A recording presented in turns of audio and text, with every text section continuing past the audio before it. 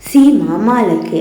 සීමා මාලකය යනු ථේරවාදී බෞද්ධ විහාරස්ථානවල දැකිය හැකි වූ අංගයකි.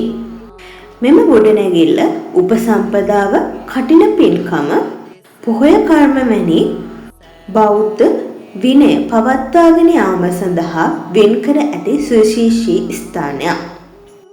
මෙහිදී සීමාව යනු සීමාවත්, මාලකය යනු ප්‍රදේශයත් සනිටුහන් කරයි. බෞද්ධ සීමා මාලකය ප්‍රධාන වශයෙන් ක්‍රම දෙකකට පිහිටවනු ලබයි. ඉන් පළවෙනි එක බද්ධ සීමාව වේ. එය ගොඩබිම් ස්ථානයක විහාරස්ථානයට යාබදව පිහිටයි.